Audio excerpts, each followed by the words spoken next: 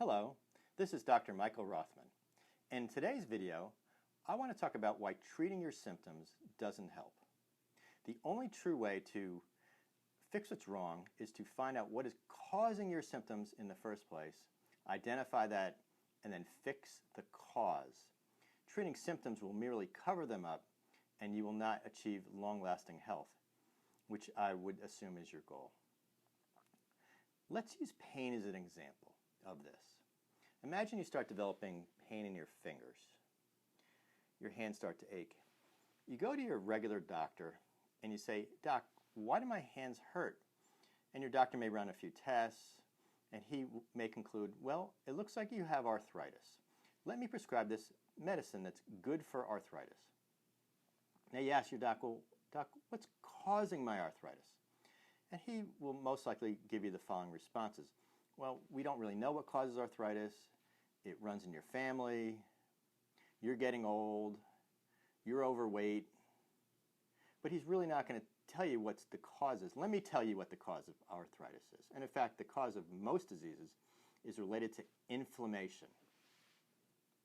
Well, then you may say, "Well, why not just take an anti-inflammatory drug? Since inflammation is causing my symptoms and I take an anti-inflammatory drug, aren't I fixing what's wrong?" Well, you're still covering up the symptoms because the key now is what is causing that inflammation in the first place.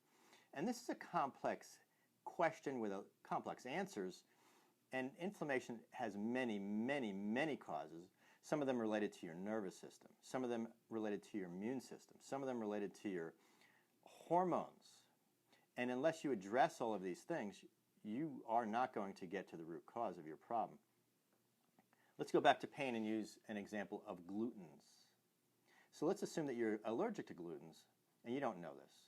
Well, the gluten, which is found commonly in bread and wheat, will set off an inflammatory response in your body, which will then lead to many symptoms, including pain. So now let's say you take Advil, for example, which is an anti-inflammatory. It may actually even help somewhat your symptoms of pain. But the inflammation, the problem with the glutens is still there. And if that goes unaddressed, that inflammation will end up causing all sorts of other problems down the line. Inflammation, if unchecked, from any cause, can and will eventually lead to diseases like high blood pressure, diabetes, weight gain, heart disease, dementia, cancer, fatigue. Basically, you name it, it can be caused by inflammation. So the key is to find out what is causing your problem in the first place. Do not accept just symptomatic treatment. This will not offer long-term solutions to your problems. Now, don't get me wrong.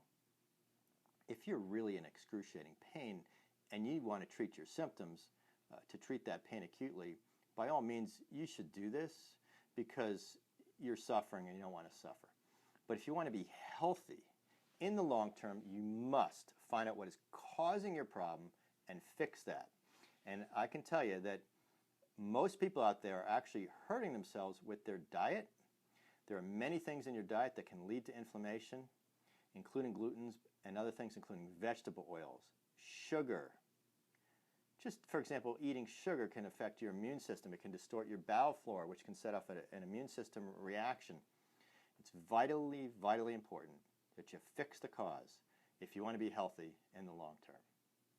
See you soon.